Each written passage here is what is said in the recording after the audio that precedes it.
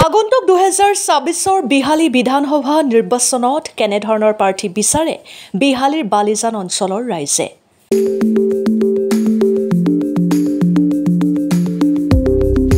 কেনেধৰণৰ প্ৰাৰ্থী আহিলে বিহালী বালিজান অঞ্চল ৰাইজৰ উন্নয়ন হ'ব।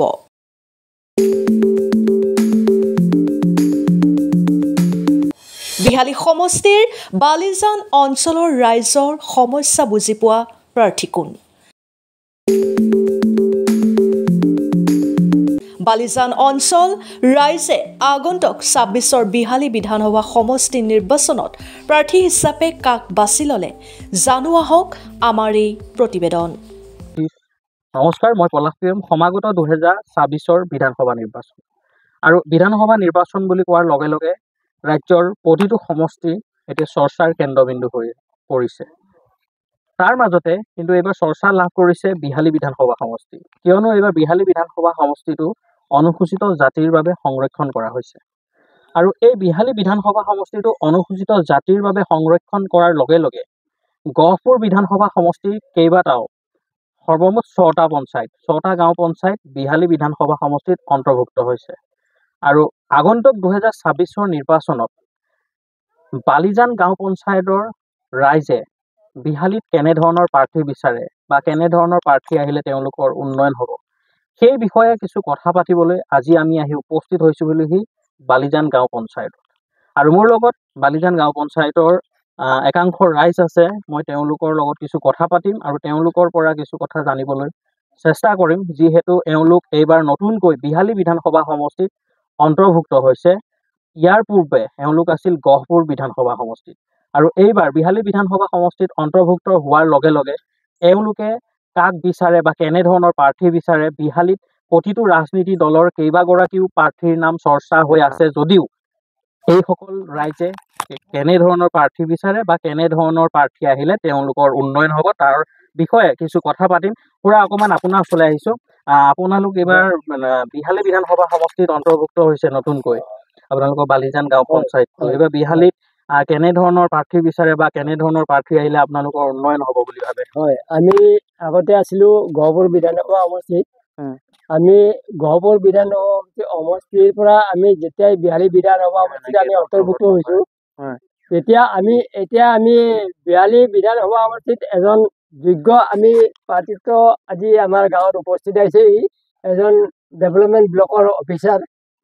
সেইকাৰণে আমি তেখেতক আদৰণি জনাইছোঁ যে ভৱিষ্যত তেখেতে আমাৰ বিহালী বিধানসভা সমষ্টিৰ টিকেট প্ৰদান হৈ যে আমাৰ গহপুৰ আমাৰ বিহালী বিধানসভা সমষ্টিত আমাৰ বালিজান গাঁও পঞ্চায়তত আমাৰ প্ৰতিদ্বন্দ্বিতা কৰে। আমি তেখেতক আমি আদৰণি জনাইছোঁ যে তেখেতে আমি টিকেট প্ৰদান কৰিব লাগে। তেখেতক টিকেট প্ৰদান কৰিলে আমি উন্নত হ'ম, ভৱিষ্যত আমাৰ উন্নতি সাধন হ'ব। তেখেতৰ নামটো অজয় কুমাৰ সিনহা। তেখেতক আমি বালিজান গাঁও পঞ্চায়তৰ পৰা আমি আদৰণি জনাইছোঁ।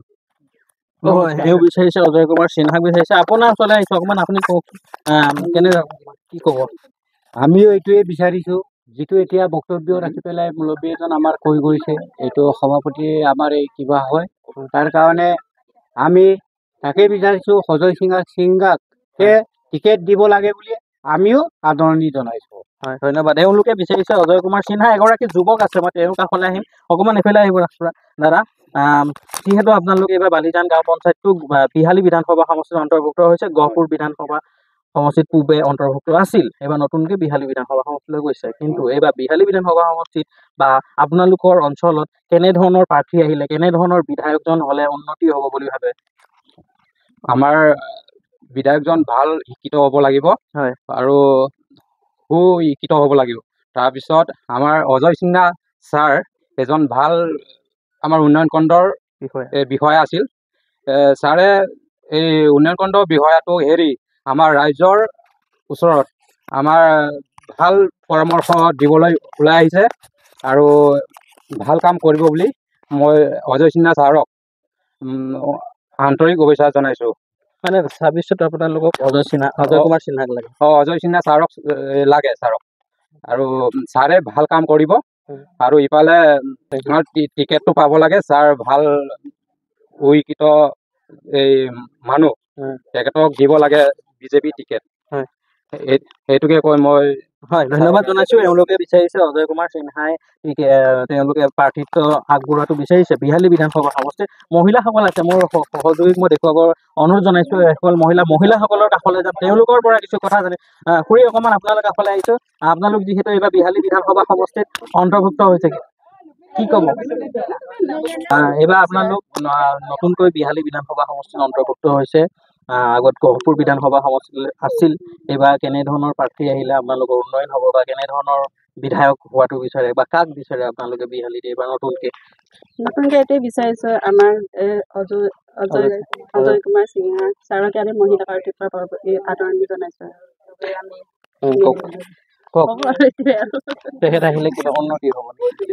এতিয়াতো গাঁৱৰ যি সমস্যা এইবিলাক আছে, সেইবিলাক মানে কিবা জয়যুক্ত হৈ পেলাই গাঁৱৰ সমস্যাবিলাক সমাধান কৰিব। আৰু বালিদান গাঁও কিবা এতিয়ালৈকে বৰ্তমান বহুত পিছ পৰি আছে, যাতে আগলৈ ছাৰে সেইবিলাক চাব, সেইটোকে আমি আশীৰ্বাদ কৰিছো। এতিয়া অজয় সিংহা ছাৰকে আমি বিচাৰিছো এতিয়া মহিলা পাৰ্টিৰ পৰা, যাতে পিছত ছাৰে এই প্ৰতিদ্বন্দ্বিতা হৈ কিনি আমাৰ বালিজান পঞ্চায়তত ভালকৈ যে উন্নতি কৰে, সেইটোকে আমি চাপৰ্ট কৰিছো ছাৰক। মানে অজয় কুমাৰ সিনহাই বহুত কাম আমাৰ ইয়াত বালিজান পঞ্চায়তত পিছ পৰি আছে, সেইটো ছাৰে যেন পিছলৈ যায় আমাক 26 চনত যে টিকেট পাই জিকে, সেইটোকে আমি ধন্যবাদ জনাইছো। মানে তেখেত আহিলে উন্নয়ন হ'ব বুলি ভাবে? তেখেত আহিলে উন্নয়ন হ'ব বুলি আমিও ভাবিছো আৰু ছাৰক। অজয় কুমাৰ সিনহা তেখেতক লাগে লাগে আমাক, মানে ছাৰে টিকেটটো পালে হৈ গ'ল আৰু আমি পিছত মানে উন্নতি হ'ম বুলি ভাবো। আৰু তেতিয়া ৰাস্তা পদূলি আৰু চব পিছ পৰি আছে ন আমাৰ বালিজান গাঁও পঞ্চায়তত।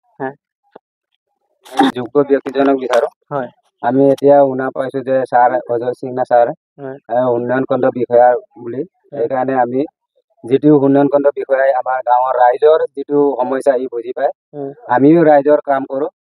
সেইকাৰণে ৰাইজৰ কাম কৰা মানুহ এজনক লাগে। সেইকাৰণে আমাক এই অজয় সিনহা ছাৰক টিকেট দি আমাৰ এই 26ৰ নিৰ্বাচনত জয়যুক্ত কৰাই দিব লাগে। মানে তেখেতক বিচাৰে? তেখেতক আমি বিচাৰো। হয়, ধন্যবাদ। এয়া আছিল বালিজান গাঁও পঞ্চায়তৰ লোক। মই যিহেতু আজি বালিজান গাঁও পঞ্চায়তত আহি উপস্থিত হৈছিলোহি তেওঁলোকৰ মতামত জানিবৰ বাবে, আৰু এওঁলোক এইবাৰ বিহালী বিধানসভা সমষ্টিত অন্তৰ্ভুক্ত হৈছে।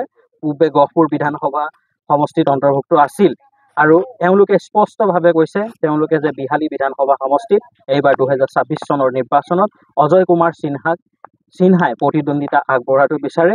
26 চনৰ বিধানসভা নিৰ্বাচনত বিহালী বিধানসভা সমষ্টিত বৰ্তমান কেইবাগৰাকী প্ৰাৰ্থী চৰ্চা হৈ আছে যদিও, কিন্তু বালিজান গাঁওবাসীয়ে, বালিজান পঞ্চায়তৰ অন্তৰ্গত গাঁওবাসীয়ে কিন্তু 26ৰ নিৰ্বাচনত বিহালী বিধানসভা সমষ্টিত অজয় কুমাৰ সিনহাই প্ৰতিদ্বন্দ্বিতা আগবঢ়োৱাটো বিচাৰিছে। আৰু তেখেত আহিলে তেওঁলোকৰ যিসমূহ সমস্যা আছে, সমস্যাসমূহ সমাধান হ'ব বুলি তেওঁলোকে বিশ্বাস কৰিছে। আৰু পৰৱৰ্তী সময়ত কি হয় সবিশেষ আমি জনাবলৈ আপোনালোকক চেষ্টা কৰিম। আৰু আপোনালোকে চাই থাকিব বিহালী সংবাদ অসম। বিশ্বনাথৰ পৰা মই পলাশ প্ৰিয়ম, ধন্যবাদ।